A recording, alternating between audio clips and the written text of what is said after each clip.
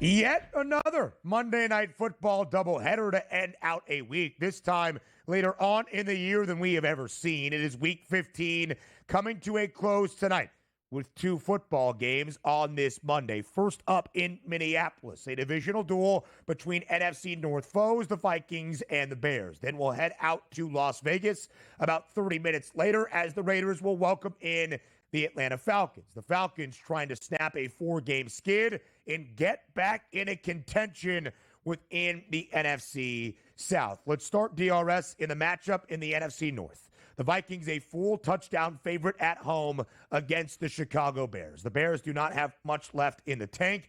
Even the interim head coaching bump did not provide much of a spark last week in Santa Clara. Minnesota, an 11-2 football team that with a victory tonight would have the same exact record as the Detroit Lions. Now, the Lions won the first game between the two this year, but they will end the year, that being Minnesota and Detroit, against each other in week number 18. An incredibly significant game for the Vikings at home in the Twin Cities on this Monday night. Yeah, you get that day after bounce. And what we mean by that is the Minnesota Vikings now can smell that blood in the water, saying, oh boy, here we go. Our chance now to overtake Detroit, win this division, and possibly now become the number one overall seed. That makes a lot of sense. You know what else makes a lot of sense? Brian Flores, a defensive mastermind, going up against a rookie quarterback and, for all intents and purposes, a rookie play caller and a rookie head coach at this point. And also the way Sam Darnold has really turned his season around over the past couple weeks. Multiple touchdowns, it feels like, is already on the board for him tonight with his great wide receivers on the outside, particularly with Justin Jefferson. So I see that 7-point number. I understand you look at that. It is a divisional game. The Bears can play you close, but I just look from that bump from yesterday. If you don't think the Minnesota Vikings and their fans are going to be wired for this game, we're doing it wrong here. I look for a strong performance from the Vikings, better coaching staff on both sides of the football, and better players. Yeah, this should be a Vikings night in Minnesota. The Bears have, of course, lost 7 straight. Thomas Brown has been the interim bump a couple of times, from passing game coordinator to offensive coordinator now to interim head coach. Maybe we saw that interim bump in the home game against the Packers when he was made the OC. In this 7-game losing skid for Chicago, they are 2-4-1 against the spread, an underdog in all of these 7 losses, in 6 of the 7 L's. They're 3 times, Donnie, either covering or pushing the number, have all come against divisional foes. But the Bears have not been great away from Chicago this year by any means. Now, for Minnesota, a team that started off perfect, 5-0, last remaining undefeated team alongside Kansas City. Then the Vikings dropped 2 straight. They have now won 6 in a row. They had covered in all 5 of their first wins. They are 3-2-1 against the number in this recent 6-game win streak. They have gone under in 8 of 11 victories, which DRS, when you look at the defense tonight, trying to stifle that Chicago Bears side, total 44.5. I would maybe lean under, trusting the Vikings to get it done. Are we going white helmets for Minnesota? We need that confirmation for the Fashion Police as well. Looks nice. By the way, the helmet does look nice. And by the way, the Green Bay Packers won the battle of uniforms last night and won the football game. Look good, play good. That's an absolute fact of life tonight. If you're telling me we're getting those icy whites tonight for Minnesota at home against the Bears, that might be worth at least 3 to 3.5 points. So a double-digit cover could be. Oh, Winter Warrior out here. Now, give me the ice. Give me the icy whites. Change that right now, too. No Winter Warrior. Stop.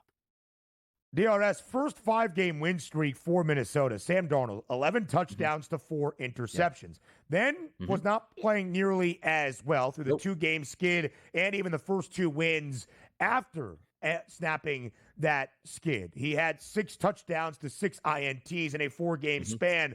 Last 4 games, though, for Sam Darnold, multiple touchdown passes in all 4 without an interception, including 347 and 5 touchdowns last week against the Atlanta Falcons as we compare those 2 QBs. Yeah, stay hot, Yankee. Stay on that streak here. Justin Jefferson on one side, finally eating and getting back into the end zone. We saw him get in twice. And Jordan Addison on the opposite side, really feasting on, hey, you're not going to double cover my side. I'll beat one-on-one coverage all day. Solid tight end over the middle. Great running back in the backfield. All things line up for the Vikings to have a good night tonight. But also on the other side, Maybe you get that bounce because they just didn't show up against the 49ers. It's a divisional game. Yeah. It's prime time. You want to put your best effort out there. But as we said, you're going against a defensive coordinator that knows how to frustrate younger football players, particularly rookies, and you might get that tonight. So all Minnesota over here for me tonight, Ben. When you look at Justin Jefferson this year, DRS, 81 receiving yards in 10 of the 12 games, or 11 of the 13 games for the Vikings. More for Monday night when Hour 3 starts next. We welcome you to Hour number 3, our third and final live right here on the opening day of a new week.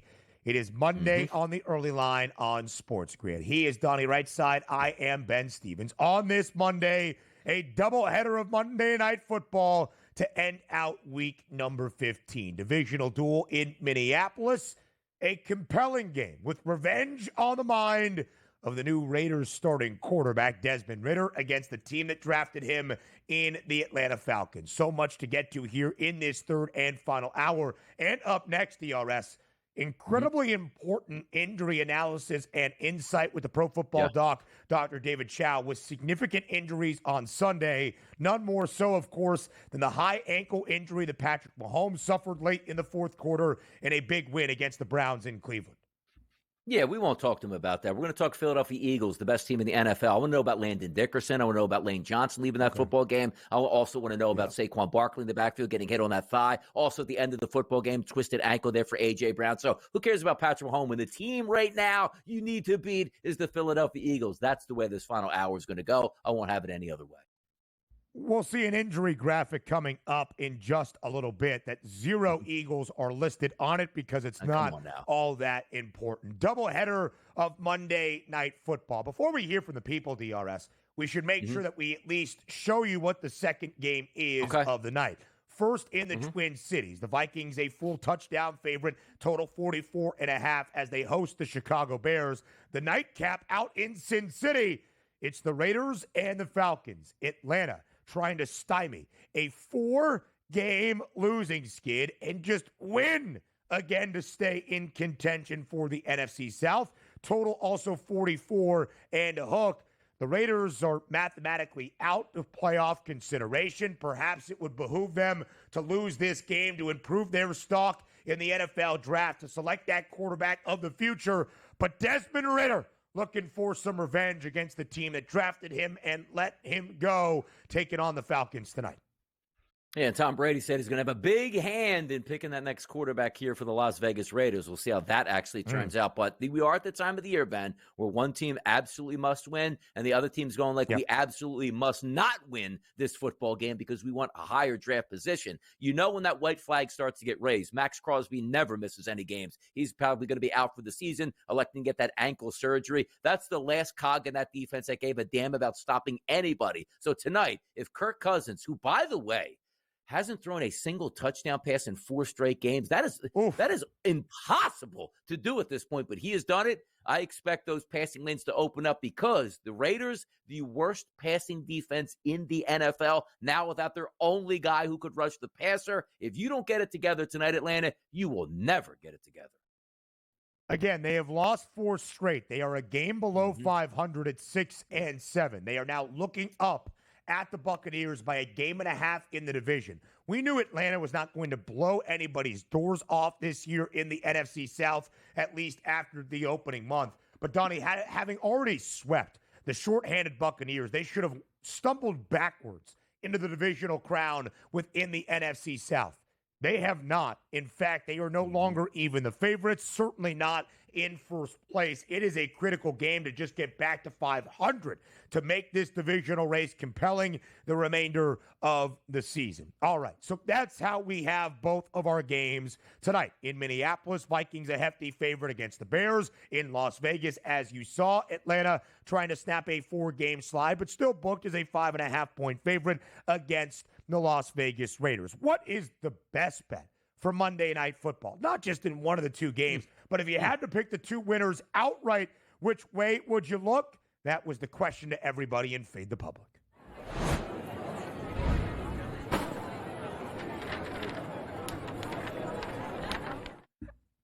I mean, It's not overly a complicated question. Moneyline parlay for a 5.5-point road favorite and a full touchdown favorite at home with two teams that still have something left to fight for and two teams that are really not playing good football at the moment. It should be rather simple. It should be Vikings money line, Falcons money line, and that's what the public is giving us at Sports Grid on Twitter. 72% DRS saying Minnesota and Atlanta minus 122. Yeah, and also any given Sundays can turn into obviously any given Mondays at this point, but that's not a bad bet. Like sometimes you'll go like, oh, let me just vote for fun, but you're telling me the Vikings at home are going to lose to the Bears when they're fighting now for the top overall seed in the NFC? I don't see it, but crazier things have happened. And the Falcons, who are not a good football team by any stretch, but they got two good running backs, a quarterback that's had success in the NFL, but not in the past couple weeks, a legitimate passing game against a team with a dead, terrible defense, and an offense where it's like, hey, Ritter, come save us here at this point with my guy Sincere in the backfield. Yeah, you're sincerely going to get beaten tonight if you're the Raiders. So I like this. Minus 122 makes a lot of sense. That's the way I voted. There you go. Yeah, I mean, listen, that's the way I voted as well. Even if I think for whatever reason the Raiders keep this game even close or backdoor cover, or same for Chicago, I do not expect any outright upsets on this Monday night to end out Week 15. Really, this slate is difficult. I think DRS, from a handicapping perspective, will get your take on it. You just mentioned Kirk Cousins in this 4-game slide for Atlanta. Wow, has he been atrocious. 0 touchdowns, 8 interceptions, multiple INTs thrown in the last 2 games for the Falcons, including 2 last week back in his former home against the Vikings, and 4 INTs the week prior for Captain Kirk. There have been some calls, DRS, for his job, and maybe turn to Michael Penix Jr. to try to keep the Falcons competitive within the NFC South. But you mentioned the Raiders, a team that is playing really bad football right now. I think there is going to be yet another coaching change this offseason in Sin City, because if Antonio Pierce can't even get them competitive or make them look even serviceable defensively, what really does he give you as a head coach? Might Captain Kirk bounce back with even a productive night tonight in Las Vegas? Yes, he's going to be productive tonight. I was actually really close to taking him to throw 2 touchdown passes at, I think it was like a minus 113 clip here at the FanDuel Sportsbook. But then I said to myself, well, you know what? Let me just take the simple approach. We'll dumb that down on all parlay, which he's included, which I'll go over later. But I have him to throw at least 1 tonight. You're going to have a good running game. Bijan Robinson has been very good, even though they haven't been winning football games, being that bell carrier, 15 to 25 carries, depending on the game situation. He's been great scoring touchdowns. He should find pay dirt as well. It's just simple to me when you look at this parlay. The Vikings are almost like removed. Like, I expect the Vikings to win tonight. But Atlanta hasn't played all that well, as we said, over the past 4 weeks. But sometimes you say, if there's one game you're supposed to play well against, it's against a dead football team. When you're a dome quarterback and a dome team going to play in another dome against a bad football team that really doesn't want to win this game. Look, I know Antonio Pierce is going to coach them as hard as they can. But when Max Crosby's like, you know what? I hurt my ankle in week 2. I fought through it. Why am I fighting through the final 3 games? Let me throw the white flag up. That's a big sign that the team has thrown that white flag up as well. And I think that's going to happen tonight. Atlanta should win this game. And yes, Kirk Cousins should be productive in this game with multiple touchdown passes. Yeah, DRS, you're spot on there, right? 9-game losing streak for the Las Vegas Raiders as well. They have covered 3 times. In those 9, they have gone over in 6 of 9 because the defense has not been overly great. When you look at the other side for Las Vegas, Desmond Ridder does not have a passing yards prop up just yet, maybe with some quarterback confusion. The only bright spot for Vegas this year, the rookie tight end Brock Bowers, who already has set a new record for the most receiving yards or receptions. I'll double-check that out of rookie tight ends. Passing Sam Laporta, who did it a season ago in Detroit. Brock Bowers has done that in 13 games for the Raiders. Yeah, and he's probably the only bright spot that you're looking at on that offense here. Maybe a little Jacoby Myers on the outside, but for me and my money, it's really not going to find its way to anything on the Vegas Raiders. We're just going to get back to the Atlanta Falcons. I think, again, solid night for Bijan, Drake London. They should eat on offense tonight. That's a bad defense. 87 grabs for Brock Bowers, the most ever for a rookie tight end. I love on a Monday or a Thursday when I scroll down in the rundown and I see a Tom Vecchio prop betting card for any given night. And it just fires me up to talk some football and that prop perspective to start off a new week with Sports Grid's Tom Vecchio. It is TV Tom. What makes me doubly excited is the fact we have not one, but two Monday Night Football games to break down and find some winning wagers for. So, Tom Vecchio, as always, we appreciate the time and your expertise here on this Monday. Of course. Thanks for having me. We are in for two great games tonight. And I know at face value, we have an awesome team with the Vikings going up against the Bears, who are the Bears. And then we have the Falcons, who are pushing towards the playoffs and certainly better than the Raiders. And we're not sure what we should be expecting. We are in for plenty of scoring tonight. I want to make that very clear. We are in for plenty of scoring, specifically, obviously, from the Falcons and the Vikings. Two specific players we have to get to. I don't want to harken back to a couple of Mondays ago when I was perfectly right about Cortland Sutton and Bo Nix. That's what we're in for tonight. Let's roll. All right, Vecchio, with that in mind, let's start with our first game. In Minneapolis, a divisional duel between the Vikings and the Bears. It is a full touchdown number in favor of Minnesota, a total standing at 44 and a hook. Vecchio, as you mentioned, in both components, we have games where a team is in the hunt for playoff significance or trying to at least stay alive in a divisional chase. The team in this scenario is Minnesota at home, laying a touchdown against a divisional foe. So knowing the Vikings are the team with the expectation, do you target just Minnesota in their prop market for? Yes and no. I think there's a route that some Bears players hit the overs on their props, whether we're talking about Keenan Allen, DJ Moore, whatever it might be. But ultimately, this is a massive game for the Vikings. The Lions lost yesterday. They know exactly they don't have to be like scoreboard watching. It's not happening at the same time. They know exactly what they have to do, and that is come away with the win. They have an awesome defense. So Caleb Williams will throw an interception tonight. Would I be surprised if he gets the over on his yards? Probably not. Would I be, again, Keenan Allen, DJ Moore, they hit the overs just because of garbage time? Absolutely in play. But tonight is about the Vikings taking care of business at home. They obviously win. They cover. We may or may not see the over hit. I could see a late, maybe defensive touchdown from the Vikings side of things. We know they're phenomenal at taking the ball away. So we can correlate some of the Caleb Williams interception props and then turn into a Vikings defensive touchdown tonight as well. Yeah, some interesting things, too, from the starting quarterbacks is Sam Darnold's really turned it on as of late. Multiple touchdown pass team lead in just about every game. His number's on the move, Tom. Yeah. This morning, over 1.5 touchdown passes was minus 150. It's now up to minus 164. And I agree with your opening salvo there. I think we get points from two teams that we're targeting here, and the Vikings and the Falcons. But if we are looking at the passing prop numbers, Caleb Williams, let's just say, playing from behind, is there a chance that he can get his 224 tonight? Or are you playing the unders on Caleb in that aspect as well? I think the Caleb Williams yards are fine. We saw that comeback on Thanksgiving, right, against the Lions. We're seeing yards from Caleb Williams, right? It may not be the most efficient. They're starting off scoring, 4 yards in the first half, 30 yards in the first half against San Francisco. It's not pretty by any means, but it just happens to be there just because they're playing from behind. We see these prevent defenses that he's going up against, and the yards and the touchdown may actually come from Caleb Williams. So if you told me Caleb Williams did 250 and even 2 passing touchdowns tonight in a losing effort, I wouldn't be shocked by that, right? And the Vikings still cover, they still win, whatever it might be, but the yards and the touchdowns could very easily be there for Caleb Williams tonight.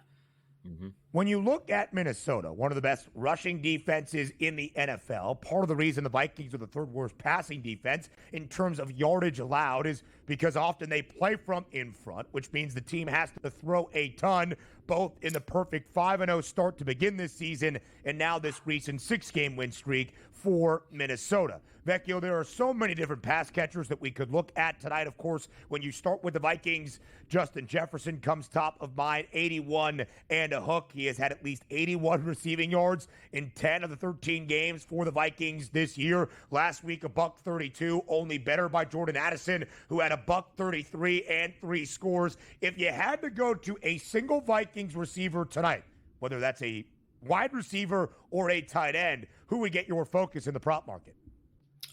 TJ Hawkinson is going to score his first touchdown of the season tonight. Plus 220. He's also going to go over 44.5 receiving yards. Bears, they've allowed the 8th most receiving yards to opposing tight ends, sitting up at 814 this year. I love this spot for TJ Hawkinson. And we saw these huge games, as you said, from Justin Jefferson last week. Jordan Addison has been amazing. Multiple touchdowns, the yards, over 100. This, that, the other thing. It's time to get TJ Hawkinson in the end zone. We have seen good consistency for the large part from Aaron Jones involved in the passing game. You said Addison and Jefferson, obviously the duo that they have. But Hawkinson is that missing key, obviously coming off of the injury. He started the year late, all these sorts of things.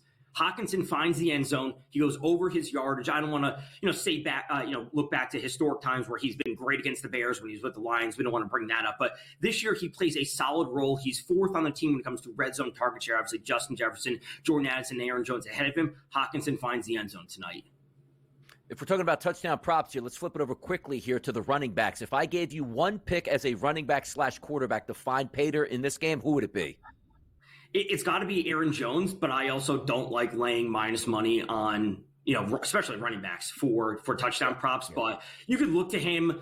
Would I be surprised if he had 2? Probably not. But I also don't want to be banking on that as my favorite touchdown option in this game. Mm-hmm. 2 teams that are riding very long losing skids, and at least you compare one to another one, not nearly as long. The Falcons, though, the team that need to win games. Right now, Atlanta has lost 4 in a row. The Raiders have lost 9 consecutive football games. But Atlanta still has a chance of being in the postseason if they can make some noise in the NFC South and try to catch the Buccaneers. Can they snap the 4-game skid tonight? We would assume as a 5.5-point favorite in Las Vegas. Total is 44 and a hook. Vecchio, for our second of 2 games on this Monday, what are the numbers telling you? The Falcons are the better team, right? Whether we think they're a Super Bowl contender, a playoff contender, they make the playoffs, whatever it might be, I think we all agree that they're a really average team when it comes down to it. They are better than the Raiders, though. That's what it comes down to as well, where the Raiders are missing their best player with Max Crosby, and the lack of consistency that we've seen from Kirk Cousins, who looks like a statue back there. If there's any game for him to get things going on the right track for their offense, it's when he'll actually have time and he won't be under pressure. So we could talk about the interceptions from Kirk Cousins, the passing, all these sorts of things. But at the end of the day, they are the better team. They have the better options on offense. What we're seeing from the Raiders quarterback room, whether it's going to be Aiden O'Connell out there, injuries, et cetera, I have no faith in the Raiders really doing a whole lot, even against this bad defense. So give me Kirk Cousins. They win this game. Do they cover? I don't want to bet on them to cover because they've just been so bad, but I do see them coming away with the win tonight. Bijan's been the bell cow here, certainly, for Atlanta over the past couple weeks and this season. He's finding Pater roughly on a week-to-week basis, sometimes multiple. If we look at Bijan's rushing prop, it's 84.5. Tyler Algier is back up 28.5. We don't have very many props here up for the Raiders at this point, so we'll focus on Atlanta this time. Bijan tonight, does he excel? Does he hit his props? And does he find Pater tonight, Tom? I would say yes to all of those things. He probably scores. He probably goes over. Yeah. I wouldn't be surprised if Algier gets in the mix as well. We've always seen him involved and, obviously plays a bit of a vulture role. So I think that is totally fine. Again, I don't want to be going to some of these, top players. Their lines are super bet and they're super refined. So I don't love those props. I do love Drake London if we want to get into that right now.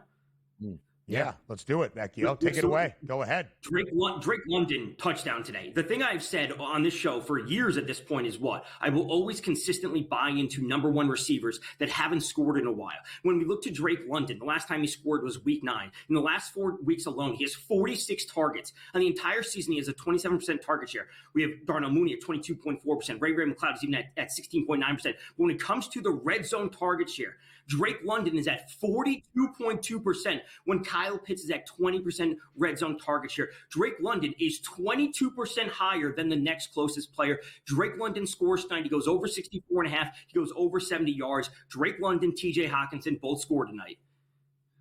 Tom Vecchio, I'm going to bet that right as we get to the commercial break. Love the look at Drake London for Kirk Cousins and the offense to snap the 4-game skid. Vecchio, thank you. We run the triple option next.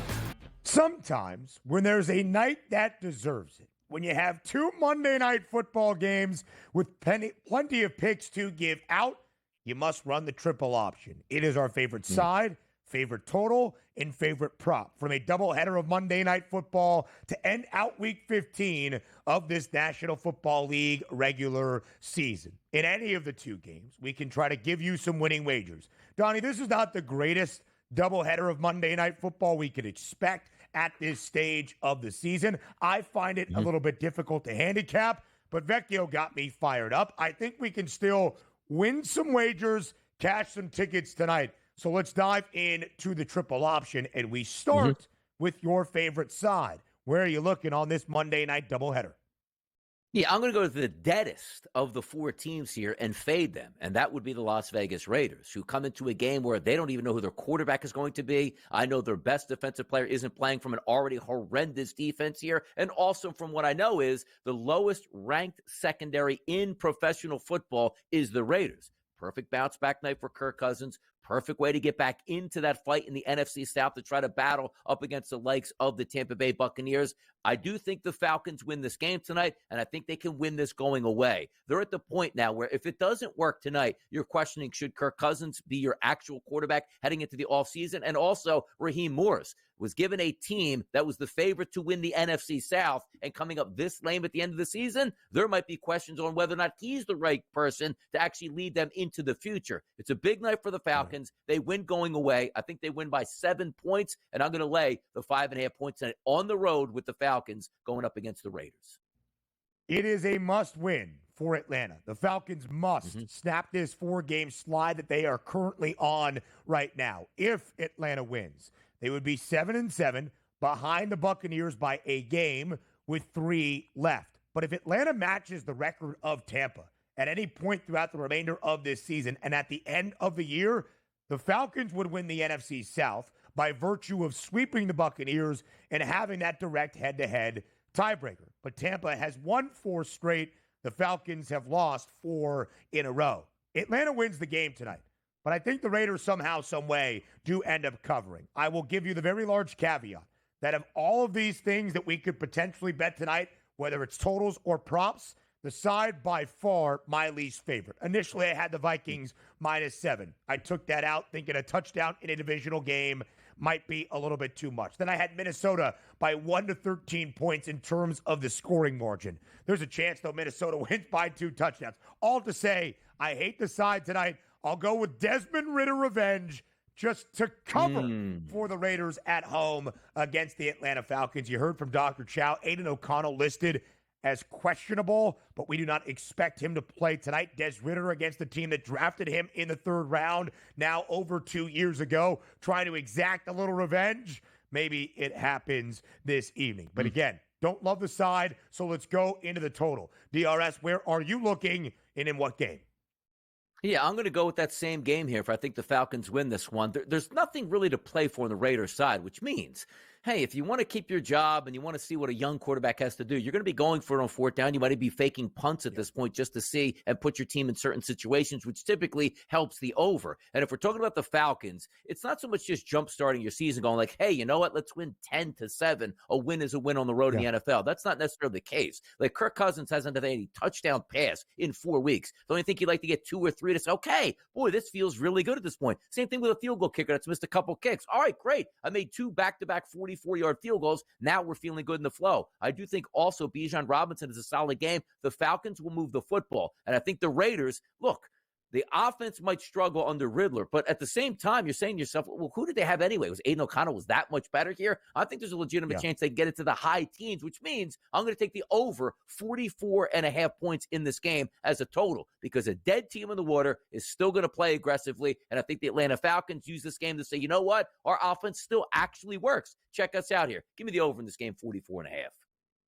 It needs to work, Donnie. I like that look for this game. I do think we will see some points. It's why I love what Tom had to say about Drake London hitting pay dirt. There is going to be a bunch of scores tonight. The Raiders in this 9-game skid have gone over in 6 of 9. They have allowed at least 27 points in 7 of these 9 losses. Atlanta must find its footing offensively, where Kirk Cousins has not tossed a touchdown in this 4-game slide, and they had gone under in their first 3 on this 4-game skid before allowing 42 points to Minnesota a week ago. Speaking of the Vikings, they went over last week against the Atlanta Falcons. I think they play to the under tonight. Minnesota is one of the best scoring defenses in the National Football League. I expect Minnesota to win comfortably against Chicago on this Monday night in the Twin Cities. 11 wins for the Vikings. I expect it to be 12. In 8 of the first 11 victories for Minnesota this year,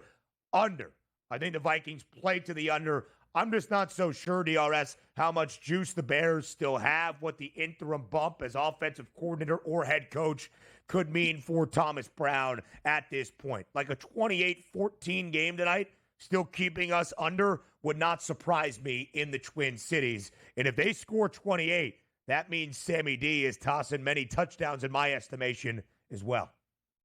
Yeah, it helps me out as well. So my third part of that, obviously, is Sam Darnold over 1.5 touchdown passes. Kevin O'Connell, great offensive coordinator / head coach. Darnold is really letting it rip right now. And those two wide receivers feeling it. There's a chance that both of those guys can certainly get 100 yards once again through the air. But you're right about this. We're not questioning the Minnesota Vikings. If they need to score points, they'll score, and they're going to win this football game. We're questioning what we're getting out of the Chicago Bears on offense. So your thought process is right. A comfortable victory, but can the Bears approach the 20s, which is what it's going to take to get that game over the total? So I agree with the handicap there. The Vikings will score. We just don't know how much the Bears are going to score.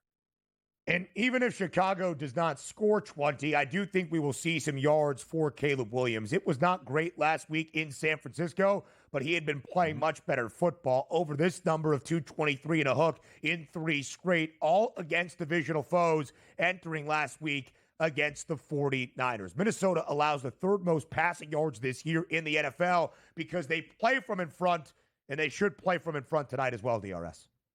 Yeah, you know what? It's going to be a good game. Look, 2 games is better than 1 game. And good for the NFL, which they could have laid us a Falcons-Raiders game, but at least we get something to watch tonight in case one of them fails. Love it. NFL football in-game live game day. Johnny Right Side will be there. We round out the show next.